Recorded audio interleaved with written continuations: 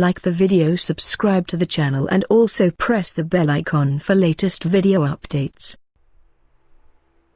मत परेशान होना परेशानियों के पतझड़ से, मेहनत की बसंत एक दिन बहार जरूर लाएगी। खून पसीने से सींचना अपने इस मेहनत को, एक दिन यही मेहनत आपको सफलता दिलाएगी। जी हाँ, यही मेहनत आपको सफलता दिलाएगी। स्वागत करता हूं आप सभी लोगों का इसरो एकेडमी के इस ऑफिशियल यूट्यूब चैनल पे। मैं जीएस फैकल्टी सौरभ सर।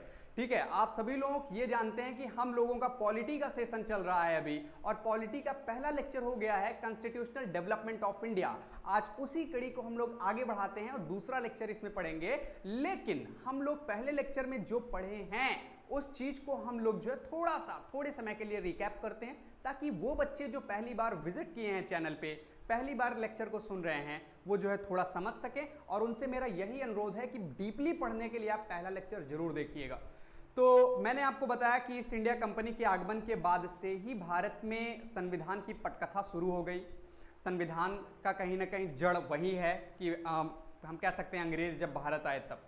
दो एक्ट मैंने पिछले वीडियो में आपको पढ़ाया, 1773 का रेगुलेटिंग एक्ट और 1784 का Pitt's India act. Regulating act में तीन बातें हैं बच्चों, बेहद इंपॉर्टेंट है आपके एग्जाम के लिए। पहला, कंपनी का जो व्यापारिक एकाधिकार था वो 20 साल के लिए बढ़ा दिया गया, यानी हम कह सकते हैं कि the trade right of company were extended for 20 years. पहली बात। दूसरी बात, governor of Bengal nominated as the governor general of Bengal, यानी बंगाल का जो गवर्नर था अब उसे बंगाल का गवर्नर जनरल बना दिया गया, यानी उसको राइट दे दिया गया। बंगाल पहले तीन प्रेसिडेंसियां थी, यहां पे बंबई, कलकत्ता, चेन्नई, और उनके जो गवर्नर थे उनको ये राइट था कि वो अपने प्रेसिडेंसी में कानून बना सकते हैं। सन 1773 के पहले की बात बता रहा हूं। लेकिन जब ये गवर्नर जनरल ऑफ बंगाल आया तो ये जो है क्या किया कि जब वारेन हेस्टिंग जब इसको बनाया गया तो इसको ये राइट दिया गया कि ये जो तीन प्रेसिडेंसियां हैं बंबई, कलकत्ता, चेन्नई, इन सब के लिए कानून वो अलग अलग नहीं बनाएंगे बल्कि वारेन हेस्टिंग ही बनाएगा। इसीलिए इसको गवर्नर जनरल ऑफ बंगाल कहा गया, बंगाल का पहला गवर्नर जनरल। ठीक है, और इसी ने बंगाल में डुअल रूल डायरार्की को समाप्त किया था, जो रॉबर्ट क्लाइव द्वारा कह सकते हैं बंगाल में लाया गया था। अब उसके बाद सबसे बड़ी बात मैं आपको बताऊं कि दूसरा पॉइंट, सन 1774 में सुप्रीम कोर्ट की स्थापना की गई। सुप्रीम कोर्ट के चीफ जज थे सर एलिजा इम्पे, और अदर जज जो थे वो थे चैम्बर्स, लेमेंस्टर, हाइट। ये सुप्रीम कोर्ट कलकत्ता में था। क्वेश्चन पूछा गया है। दूसरी बात, मैंने आपको बताया था कि जो है वारेन हेस्टिंग ने एलिजा इम्पे के साथ दोस्ती कर ली। वारेन हेस्टिंग हम कह सकते हैं भारत में एग्जीक्यूटिव का हेड था, कार्यपालिका का प्रमुख जो है हेड था वारेन हेस्टिंग, वही जो है पूरा अप्लाई करेगा जितने रूल थे। रूल बन के आएगा लंदन से, मैं आपको बता चुका हूं, अप्लाई भारत में करेगा, ठीक है, वारेन हेस्टिंग करेगा, और रिव्यू कौन करेगा? Elijah Impey. लेकिन अब वारेन हेस्टिंग्स ने क्या किया कि सर एलिजा इम्पे से फ्रेंडशिप कर ली, और जिसको मन में आता था उसको फांसी पर लटकवा देता था। हम ये कह सकते हैं कि वारेन हेस्टिंग्स ने अपने अधिकारों का गलत इस्तेमाल करना शुरू कर दिया, और उसका विरोध जब हुआ बंगाल में, और उसका विरोध जो है तीन लोगों ने किया था। मैं आपको पिछले वीडियो में मैंने आपको बताया, पहला जो था वो था नंद कुमार, दूसरा चैत सिंह, और तीसरा घसीटी बेगम। नंद कुमार और चैत सिंह ये मीर कासिम के दरबारी थे, और घसीटी बेगम मीर कासिम की मौसी थी। इन तीन लोग जब विरोध करना शुरू किए तो वारेन हेस्टिंग ने एलिजा इम्पे के कहने पर इन तीनों लोगों को फांसी पर लटकवा दिया। जब फांसी पर लटकवा दिया तो उसके बाद क्या हुआ कि और ज़्यादा भारत में विरोध होने लगा, और ये बात पहुंची ब्रिटिश पार्लियामेंट। जब ये बात पहुंची ब्रिटिश पार्लियामेंट में तो वारेन हेस्टिंग को सन 1785 ईस्वी में उसको जो है इम्पीचमेंट के तहत उसको हटा दिया गया। देखिए मैंने व्हाइट बोर्ड पे लिखा है, governor general of Bengal Warren Hastings got impeachment in 1785। 1785 ईस्वी में इम्पीचमेंट के तहत इसे हटा दिया गया, यानी पहला गवर्नर जनरल बंगाल का जो इम्पीचमेंट के तहत हटाया गया। ये क्वेश्चन पूछा गया है, ठीक है। उसके बाद हुआ क्या कि यहाँ पे जो कार्यपालिका, जो एग्जीक्यूटिव हेड था, वो अपने गलत, हम कह सकते हैं अपने अधिकार का गलत इस्तेमाल करने लगा, और बहुत ज़्यादा विरोध होने लगा। और फिर उसके बाद क्या हुआ कि पिट्स इंडिया एक्ट आता है सन 1784 में। तो पिट्स इंडिया एक्ट सन 1784 में आता है, और उस समय लंदन का जो हम कह सकते हैं ब्रिटेन का जो प्रधानमंत्री था वो था विलियम पिट्स, उसी के नाम पे पिट्स इंडिया एक्ट पड़ा। उसमें क्या बात लिखी गई थी, उसमें यह बात लिखी गई थी कि बोर्ड ऑफ कंट्रोल नाम की एक संस्था आएगी, बोर्ड ऑफ कंट्रोल, जो कि कंपनी के जो एडमिनिस्ट्रेशन है उसको जो है कहीं ना कहीं देखेगी। हम ये कह सकते हैं कि बोर्ड ऑफ कंट्रोल में 6 कमिश्नर थे और उनको ये राइट दिया गया था कि गवर्नर जनरल ऑफ बंगाल के जो डिसीजन हैं उसको वो कैंसिल कर सकते हैं। ये जो है आपका 1784 के एक्ट में आया था। उसके बाद मैंने आपको ये भी बताया कि इसी एक्ट के तहत इनको इम्पीचमेंट मिला, वो सारी चीज़ें हो गई 1784 में। ठीक है, चलिए अब हम लोग जो है आज जो हम लोगों का जो समरी है, आज हम लोग जो पढ़ेंगे वो ये पढ़ेंगे 1793 का charter act. Very very important, white board पे लिखा भी है और मेरे साथ आप लिखेंगे इसमें क्या बातें हुई थी, कैसा क्या हुआ था, वो सारी चीज़ें हम लोग यहाँ पे डिस्कस करेंगे। आइए पढ़ते हैं। तो 1793 का चार्टर एक्ट, इसमें फर्स्ट पॉइंट है सैलरीज ऑफ ब्रिटिश ऑफिसर्स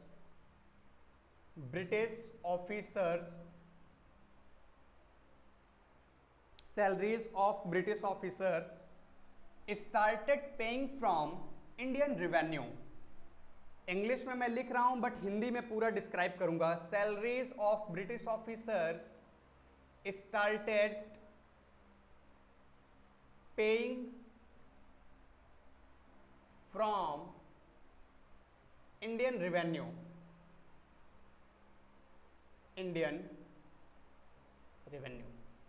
देखिए सैलरी ऑफ ब्रिटिश ऑफिसर्स, अब जो ब्रिटिश ऑफिसर्स की जो सैलरी है अब वो भारत की राजस्व से दिया जाएगा। Very very important question.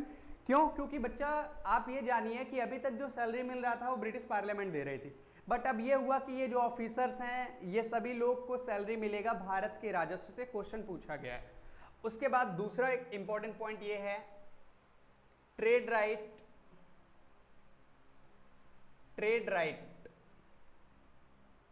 Were extended for 20 years. Very very important. व्यापारिक एकाधिकार को 20 साल के लिए बढ़ा दिया गया।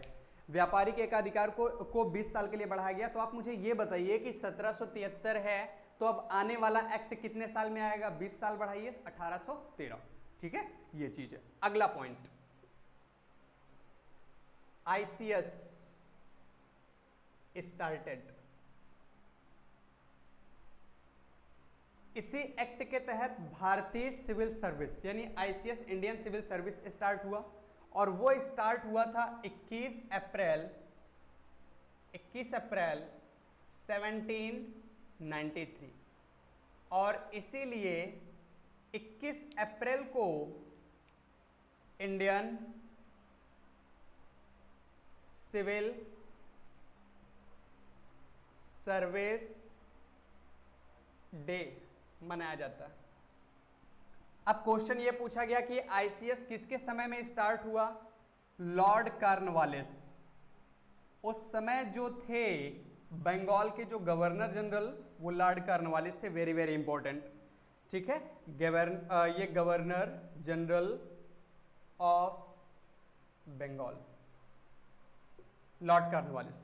अब एक क्वेश्चन लॉर्ड कॉर्नवालिस से ये पूछा गया कि ये बताइए भारत में सिविल सर्विस के जनक कौन थे? यानी हम कह सकते हैं कि ICS was started on 21 April 1793, therefore 21 April is celebrate as a Indian civil services day.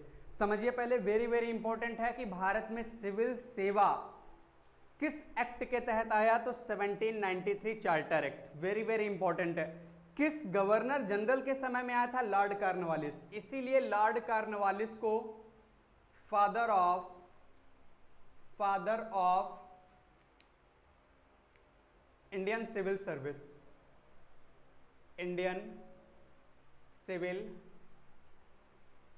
Service ये है लॉर्ड कॉर्नवालिस। यानी हम कह सकते हैं कि भारत में सिविल सेवा का जनक कौन था? Lord Cornwallis. एक क्वेश्चन ये पूछा गया कि लॉर्ड कॉर्नवालिस का मकबरा कहाँ है? यानी लॉर्ड कॉर्नवालिस का टॉम्ब मतलब मकबरा। तो लॉर्ड कॉर्नवालिस का जो मकबरा है बच्चा वो जो है आपका गाजीपुर में है। गाजीपुर GZP ये फेमस है अफीम फैक्ट्री के लिए, हमने कहा बता दें आपको क्यों, क्योंकि ये एग्जाम से रिलेटेड है, हालांकि कॉन्स्टिट्यूशन से रिलेटेड नहीं है, बट जीएस नुकसान नहीं करता है, इस वजह से हमने आपको बता दिया।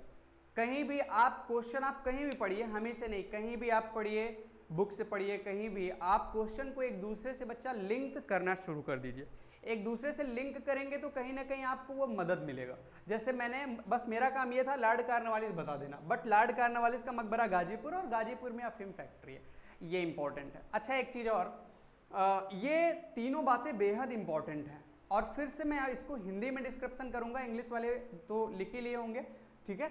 जैसा कि मैंने बताया कि चार्टर एक्ट 1793 में जितने भी ब्रिटिश ऑफिसर्स हैं उन सबको सैलरी इंडियन रेवेन्यू से जाएगा, ठीक है, उन सबको सैलरी भारत से दिया जाएगा।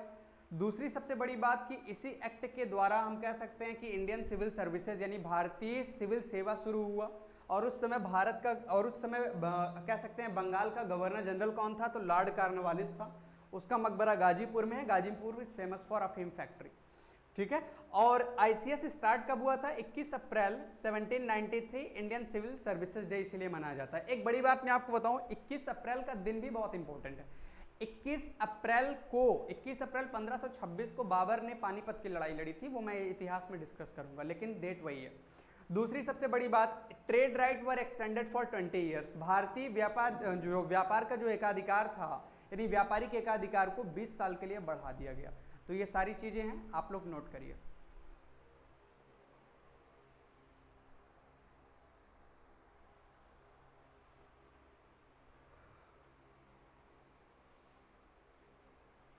चलिए आइए अब हम लोग पढ़ते हैं चार्टर एक्ट, बताइए कौन सा आएगा, 1793 है तो 20 साल बाद 1813, यानी चार्टर एक्ट 1813 इंपॉर्टेंट है। चार्टर एक्ट 1813,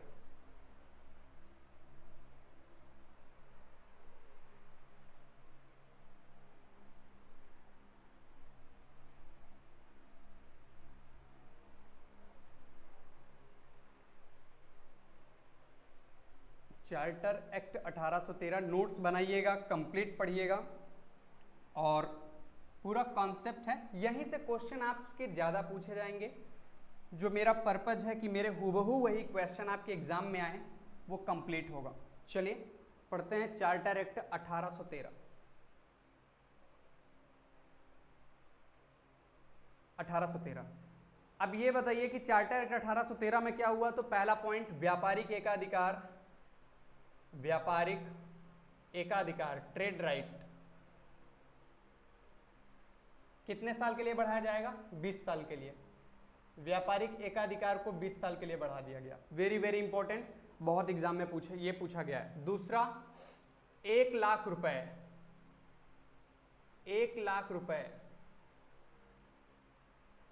इंडियन एजुकेशन, भारतीय शिक्षा पर 1 लाख रुपए, इंडियन एजुकेशन, भारतीय शिक्षा पर 1 लाख रुपए खर्च करने, यानी भारतीय शिक्षा पर 1 लाख रुपए खर्च करने की बात की गई, किस एक्ट के द्वारा, 1813। तीसरी सबसे बड़ी बात, ईसाई मिशनरियों का दल भारत आया,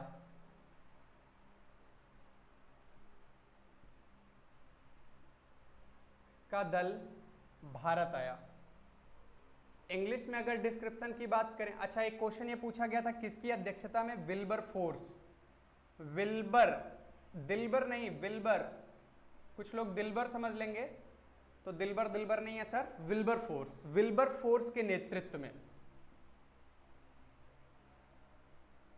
ये एग्जाम में पूछा गया, ठीक है। इंग्लिश में, trade right were extended for 20 years, 1 lakh rupees for Indian education, and Christian missionaries were arrived under the leadership of Wilbur force. तो ये बेहद इंपॉर्टेंट है, आप इस चीज को नोट करिएगा।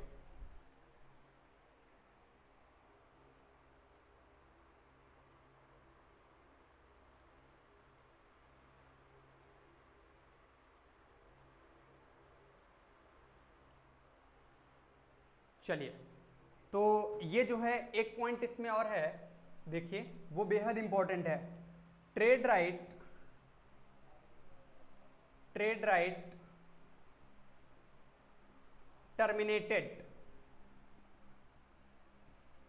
कुछ व्यापारिक एकाधिकार छीन लिए गए, व्यापारिक एकाधिकार टर्मिनेट कर दिया गया ब्रिटिश ईस्ट इंडिया कंपनी को, एक्सेप्ट, ये क्वेश्चन पूछा गया है, एक्सेप्ट चीनी और चाय। अब यहां चीनी का मतलब चीन है, ये क्वेश्चन ऐसा नहीं कि चीनी चाय, चीनी चाय नहीं, ये एक तरीका है कि चीन के साथ, यानी चीनी का मतलब चीन, चीन के साथ और चाय का जो व्यापारिक जो एकाधिकार है वो टर्मिनेट नहीं किया गया। बहुत इंपॉर्टेंट पॉइंट है, ट्रेड राइट टर्मिनेटेड एक्सेप्ट चीनी चाय, चीनी मतलब चीन, यानी चीन के साथ और चाय का, यानी चीन के साथ व्यापारिक संबंध और चाय के साथ व्यापारिक संबंध यानी व्यापारिक एकाधिकार, ये कैंसिल नहीं होगा, ये टर्मिनेट नहीं होगा, बाकी सारे ट्रेड राइट टर्मिनेटेड एक्सेप्ट चीन एंड चाय। ठीक है, समझ में आ रहा है ना, ये चीज है चीन, यानी चीनी मतलब चाइना, जो अभी हम लोग नाम लेना हम कह सकते हैं पसंद नहीं कर सकते। ठीक है, तो चीन और चाय, चाय के साथ और चीन के साथ व्यापारिक एकाधिकार इनके जो है बने रहेंगे, बाकी ट्रेड राइट कैंसिल कर दिया गया। ठीक है ना, तो अब इसके बाद हम लोग पढ़ेंगे चार्टर एक्ट 1833, बेहद इंपॉर्टेंट है, लिखिए मेरे साथ charter act 1833, charter act 1833। Charter act 1833 important है बच्चा, बहुत इंपॉर्टेंट है, और आप लोग एक पूरा जो है फिर प्रैक्टिस सेट उठाइएगा। प्रैक्टिस सेट का मतलब ये है कि एग्जाम ओरिएंटेड जो भी मार्केट में जो अच्छी बुक हैं आप वहाँ से क्वेश्चन सॉल्व करिएगा, सारे क्वेश्चंस आपको मिलेंगे। ठीक है, तो ये मेरा प्रयास भी है कि आप पूरे क्वेश्चंस करके आएँ। 1833, अब इसमें क्या है, ट्रेड राइट, वही व्यापारिक एकाधिकार कितने साल के लिए बढ़ाया जाएगा, 20 साल के लिए। व्यापारिक एकाधिकार trade right were extended for 20 years, 20 years, व्यापारिक एकाधिकार को 20 साल के लिए बढ़ाया जाएगा, वेरी वेरी इंपॉर्टेंट है। इसके बाद एडमिनिस्ट्रेशन, एडमिनिस्ट्रेशन सेंट्रलाइज किया गया, केंद्रीकरण, केंद्रीकरण किया गया, ये इंपॉर्टेंट है, क्वेश्चन पूछा गया है। इसका मतलब क्या हुआ, इसका मतलब ये हुआ कि अब जो बंगाल का जो गवर्नर जनरल था, जो बंगाल और महाराष्ट्र फिर मद्रास, ये तीनों के जो बनाता था, मतलब रूल्स और नियम बनाते थे, अब वो कहीं ना कहीं पूरे भारत को बनाएगा, पूरे भारत का कानून व्यवस्था अब उसी के पास रहेगा। हम ये कह सकते हैं कि governor, governor general of Bengal, यानी बंगाल का अब जो गवर्नर जनरल है, अब वो governor general of India, Bharat का गवर्नर जनरल कहा जाने लगा। वेरी वेरी इंपॉर्टेंट है, बहुत इंपॉर्टेंट पॉइंट है, समझिए इस चीज को। मैंने ये कहा कि सबसे बड़ी बात कि गवर्नर जनरल ऑफ बंगाल को बनी गवर्नर जनरल ऑफ बंगाल अब गवर्नर जनरल ऑफ इंडिया, यानी बंगाल का गवर्नर जनरल भारत का गवर्नर जनरल हो जाएगा। इसको राइट दे दिया जाएगा कि पूरे भारत का कानून बनाने का राइट आपके पास है। ठीक है, यानी अप्लाई करने का राइट, कानून बना अप्लाई करने का राइट। अच्छा, एक चीज, एक बड़ी चीज, तो ये कौन थे, Lord William Bentinck, William Bentinck, आप नाम सुने होंगे, लॉर्ड विलियम बेंटिक। अब यहां से कम 6 क्वेश्चन आपको मैं बताऊंगा। ये बताइए कि गवर्नर जनरल ऑफ बंगाल पहले कौन था, लॉर्ड विलियम बेंटिक, अब उसको बना दिया गया गवर्नर जनरल ऑफ इंडिया। तो आप मुझे ये बताइए कि last governor general of Bengal, answer क्या होगा, lord William Bentinck. First governor general of India, answer क्या होगा, लॉर्ड विलियम बेंटिक। मैं आपसे कहूं कि ये बताइए कि first governor of Bengal, Robert Clive. Last governor of Bengal, Warren Hasting. First governor general of Bengal, Warren Hasting. Last governor general of Bengal, answer lord William Bentinck. ठीक है, और first governor general of India, lord William Bentinck. तो ये question पूछा गया है, सारे questions को हम लोग यहाँ पे करते हैं ताकि ये क्वेश्चंस मिले। फर्स्ट गवर्नर ऑफ बंगाल, तो first governor of Bengal answer क्या होगा, Robert Clive, Robert Clive. First governor of Bengal Robert Clive. मैं आपसे कहूं first governor general of Bengal, Bengal के पहले गवर्नर जनरल मैंने आपको बताया है वारेन हेस्टिंग, वारेन हेस्टिंग। अच्छा, first governor general of India, hello, first governor general of India, देखिए पहले, first governor general of India, answer क्या होगा? Lord William Bentinck. ठीक है, अच्छा मैं आप अब लास्ट वाला शुरू करो, last governor general of Bengal, तो बताओ जो फर्स्ट होगा वो लास्ट होगा, Warren Hasting. Last governor general of Bengal, हम कह सकते हैं last governor general of Bengal lord William Bentinck, sorry यहां पे गलत बोल दिया, last governor general of Bengal lord William Bentinck. सारी चीजें हैं कॉन्सेप्चुअल, मैंने आपको बताया है, ठीक है, वो सारी चीजें हो जाएंगी। अब इसके बाद क्या हुआ कि 1833 में एक बात और हुई थी, ऑफिशियल लैंग्वेज, भारत की राजकीय भाषा इंग्लिश, ऑफिशियल लैंग्वेज, तो भारत की राजकीय भाषा क्या हो जाएगी? इंग्लिश। 1833 के अंतर्गत यह कहा गया कि भारत की राजकीय भाषा अब इंग्लिश होगी। समझिए पहले, सारी चीजें बड़ा लेंदी हो जाएगा, एक एक करके हम समझाते हैं। 1833 का जो चार्टर एक्ट है, इस एक्ट में व्यापारिक एकाधिकार कितने साल के लिए बढ़ाया गया? 20 साल के लिए, पहला क्वेश्चन। दूसरा, ऑफिशियल लैंग्वेज क्या की गई? इंग्लिश की गई। तीसरा, एडमिनिस्ट्रेशन को सेंट्रलाइज किया गया, मतलब प्रशासन जो व्यवस्था थी अब वो केंद्रीकरण, मतलब केंद्र में हो गया। ठीक है, गवर्नर जनरल ऑफ बंगाल यानी बंगाल का जो गवर्नर जनरल है अब उसको भारत का गवर्नर जनरल कहा जाने लगा, और ऐसा पहला गवर्नर जनरल था lord William Bentinck. Lord William Bentinck, first governor general of India lord William Bentinck. और यहां पे मैंने क्वेश्चंस का सीरीज बनाया, first governor of Bengal Robert Clive, first governor general of Bengal Warren Hasting. ठीक है, last governor of Bengal Warren Hasting, ये question कई बार पूछा गया है। ठीक है, तो ये सारी चीजें हैं, आप एग्जाम में ये सारी चीजें पूछा गया है, बेहद इंपॉर्टेंट है। नोट्स बनाइए, बार बार वीडियोस देखिए, समझ में आएगा। ठीक है, नोट करिए।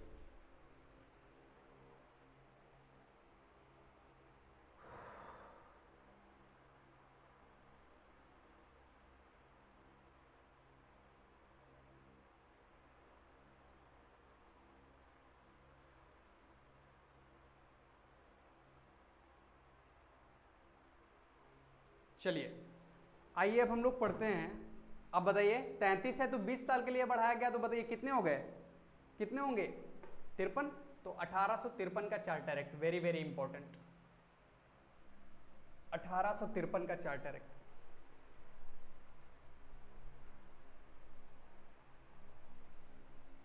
एग्जाम में ये सारे क्वेश्चंस पूछे गए हैं, और जो है आप सभी लोग जानते हैं कि एग्ज़ाम तो होगा, वैकेंसीज आने वाली हैं। ठीक है, तो ये आप एकदम प्रिपेयर रहिए कि सर हमको कहीं से भी क्वेश्चन आए आप करते रहिए। अच्छा, एक बड़ी चीज़ मैं आपको बताऊं कि अच्छी प्रिपरेशन तभी होती है जब अच्छा माहौल है, और अच्छा माहौल जो है ये तब होता है जब अच्छे स्टूडेंट्स की एक गैदरिंग है। इसरो एकेडमी डिस्कशन ग्रुप, ये चैनल, ये जो है ये एक चैनल है टेलीग्राम पे, इसरो एकेडमी डिस्कशन ग्रुप, आप उसको ज्वाइन करेंगे। बहुत अच्छे अच्छे बच्चे हैं वहाँ पे, वो जो है एक हेल्दी डिस्कशन करते हैं, और उससे रिलेटेड टॉपिक हम यहाँ पे शेयर करते हैं आप सबके साथ। तो कहीं ना कहीं मेरा एक प्रयास है कि जो बच्चे वहाँ क्वेश्चन रेज करें, जिस टाइप के क्वेश्चंस की जो मेजॉरिटी आती है वो टॉपिक्स हम वहाँ पे जो है वहाँ से लेके यहाँ पे उस टॉपिक को पढ़ाएं। ठीक है, ये चीज़ें बेहद इंपॉर्टेंट, कहीं ना कहीं आपके लिए वो चैनल बेहद इंपॉर्टेंट होगा। ज्वाइन करिए और वहाँ के उस टॉपिक, उस माहौल को समझिए। ठीक है, क्यों? क्योंकि कहीं ना कहीं अब एग्ज़ाम एकदम समझ लीजिए आने ही वाला है, और जब एग्ज़ाम आने वाला, अब प्रिपरेशन, बेहतर प्रिपरेशन के लिए बेहतर प्रैक्टिस होना ज़रूरी है। ठीक है, तो ये सारी चीज़ें ज्वाइन करिए इसरो एकेडमी डिस्कशन ग्रुप। चलिए, चार्टर एक्ट 1833 हम लोग पढ़ चुके हैं, 1853। सबसे बड़ी चीज़ इसमें ये हुआ कि ये बताइए कि BOD 24 BOD थे। आप कहोगे सर BOD आपने बताया ही नहीं है। मैंने कहा कि board of directors, east India company 24 member थे ना उसमें, तो 24 BOD थे, 24 बोर्ड ऑफ डायरेक्टर्स थे, जिसमें जो है 6 टर्मिनेट कर दिए गए। जब 6 टर्मिनेट कर दिए गए तो कितने बचे? 18 BOD बचे। ये चीज है 1853 का, ये जो है चार्टर एक्ट आया। अब इसमें सबसे बड़ी चीज आईसीएस, अभी मैंने आईसीएस का, आईसीएस की लिखित परीक्षा शुरू की गई। आईसीएस की लिखित परीक्षा शुरू की गई कहां? लंदन में। लंदन में शुरू की गई। अच्छा, अब एक क्वेश्चन ये एकदम स्वाभाविक है बनना कि सर ये बताइए first ICS of India, Bharat के पहले आईसीएस, पहले भारतीय आईसीएस कौन थे? तो जब अगर इस टाइप का क्वेश्चन हम देखते हैं कि कई ग्रुप में भी ये मिलता है, बच्चे भी शेयर करते हैं, अच्छी बात है, फेसबुक पर भी हम देख लेते हैं कि इस टाइप का क्वेश्चन वायरल होता है। तो फर्स्ट, और लूसेंट का एक और जो आदर्श जो बुक है वहां पे भी लिखा रहता है कि फर्स्ट आईसीएस ऑफ इंडिया। तो फर्स्ट आईसीएस ऑफ इंडिया यानी भारत का पहला जो आईसीएस थे वो थे सत्येंद्र नाथ टैगोर। लेकिन अब अगर एक क्वेश्चन ऐसा पूछा गया कि first ICS of India who was qualified, मतलब पहला आईसीएस जो क्वालिफाई किया गया यानी एग्जाम के द्वारा क्वालिफाई किया गया कह सकते हैं आईसीएस ऑफिसर, तो आंसर होगा सुरेंद्र नाथ बनर्जी। तो ये बताइए कि अभी तक आईसीएस जो था वो केवल आईसीएस एग्जाम नहीं लेता था, एक ट्रेड बनता था, योग्यता देखी जाती थी, आईसीएस बना दिए जाते थे। लेकिन 1853 में कहा गया कि अब एग्जाम्स होगा, आईसीएस की जो है लिखित परीक्षा, रिटन एग्जाम शुरू की गई कहां? लंदन में। तो अब अगर मैं आपसे कहूं कि फर्स्ट आईसीएस, तो आंसर क्या होगा? सत्येंद्र नाथ टैगोर। सत्येंद्र नाथ टैगोर, ये चीज है। फर्स्ट क्वालिफाइड, ये क्वालिफाई किए थे, क्वालिफाइड आईसीएस, तो क्वालिफाइड आईसीएस, तो आंसर क्या होना चाहिए? आंसर होना चाहिए, बेहद इंपॉर्टेंट है, सुरेंद्र नाथ बनर्जी। सुरेंद्र नाथ बनर्जी के बारे में हम लोग हिस्ट्री में पढ़ेंगे, इनका बड़ा योगदान है। भारतीय राष्ट्रीय कांग्रेस जब बन रही थी तो सुरेंद्र नाथ बनर्जी का बड़ा योगदान है, हम लोग उसमें पढ़ेंगे, ठीक है। तो 1853 का चार्टर एक्ट मैंने आपको बताया, आईसीएस की लिखित परीक्षा शुरू की गई, ठीक है। 24 आपके बीओबी नहीं बीओडी, ठीक है, बोर्ड ऑफ डायरेक्टर्स। तो ये सारी चीजें हैं, नोट करिएगा इसको, बेहद इंपॉर्टेंट है।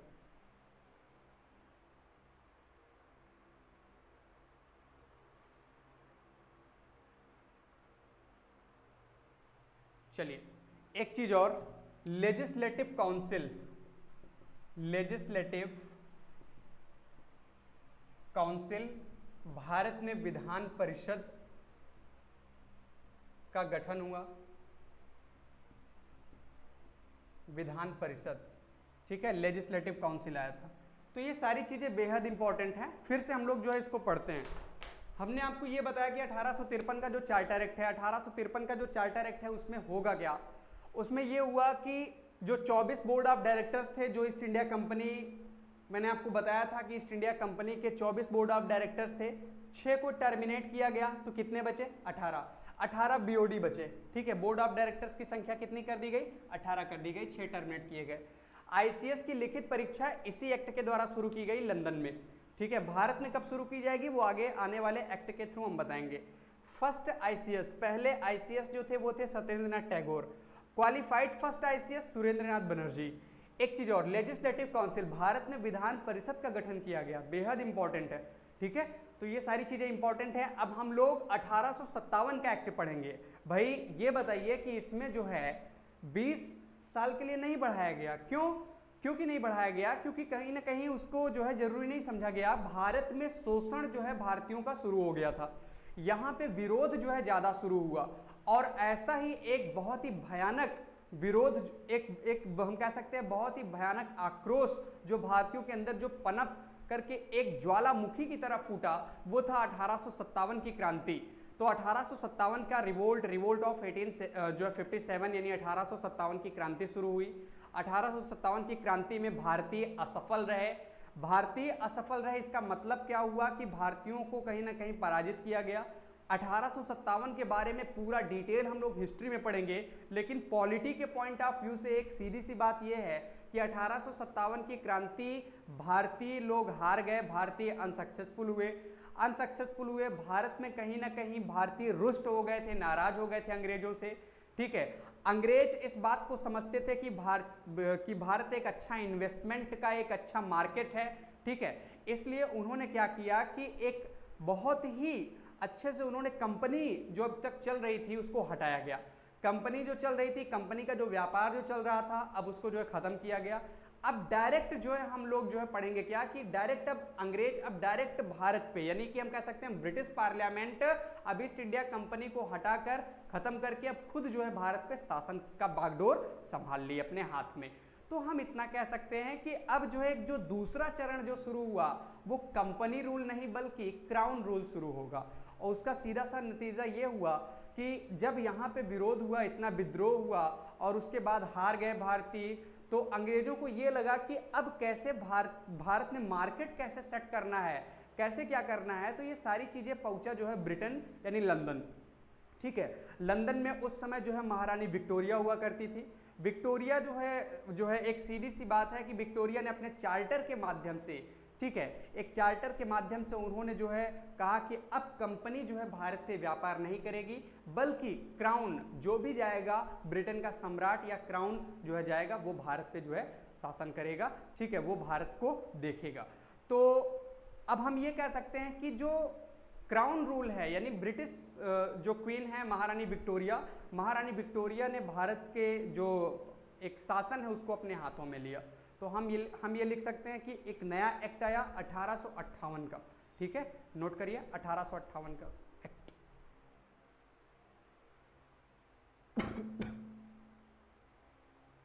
चलिए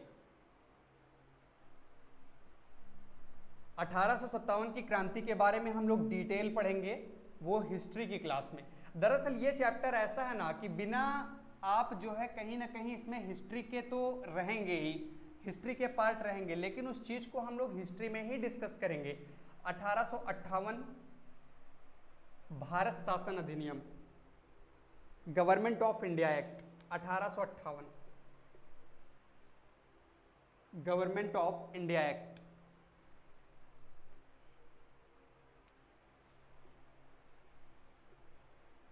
गवर्नमेंट ऑफ इंडिया एक्ट, हम कह सकते हैं कि भारत शासन अधिनियम 1858, ये आपके लिए बेहद इंपॉर्टेंट है बच्चों। इसके तहत ये हुआ कि अब जो कंपनी रूल है, ग्राफिकल मेथड देखिए, कंपनी रूल खत्म, क्राउन रूल का मतलब कि अब वहां पे जो अध्यक्ष वगैरह या फिर जो भी सम्राट वगैरह होंगे अब उनका शासन चलेगा, क्राउन रूल।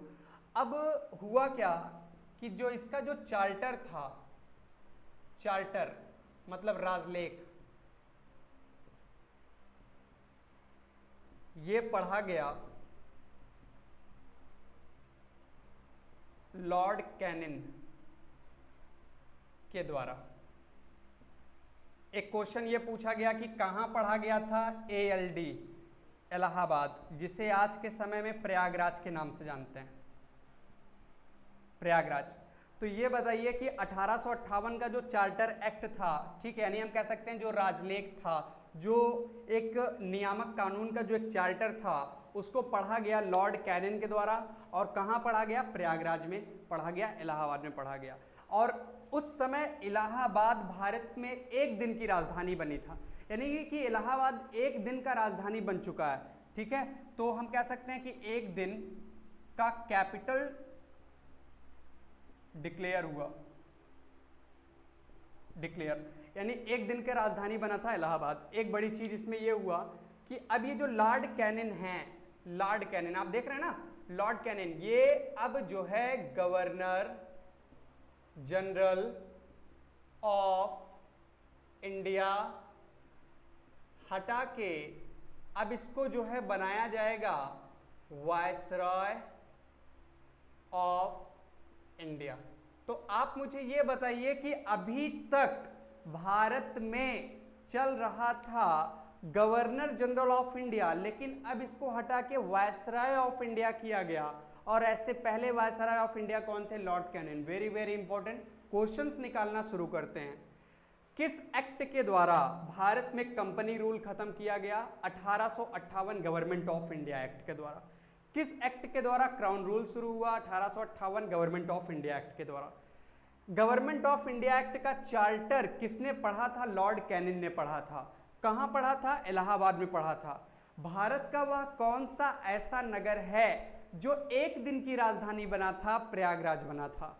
और एक चीज और, फर्स्ट वायसराय ऑफ इंडिया कौन थे, लॉर्ड कैनिन। अंतिम गवर्नर जनरल ऑफ इंडिया कौन थे, Lord Canning. Very very important. अब यहां से जो है शुरू होता है आपका, इसमें यही पॉइंट बेहद इंपॉर्टेंट है। अब इसके बाद 1861 का एक्ट आता है, लॉर्ड कैनिन उसमें जो है क्या करते हैं, वो सारी चीजें हम लोग पढ़ेंगे। नोट कर लीजिए इस चीज को।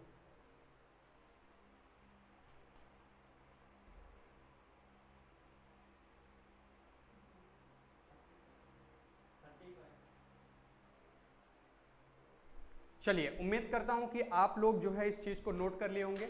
अब हम लोग आगे जो एक्ट है उस चीज को पढ़ेंगे।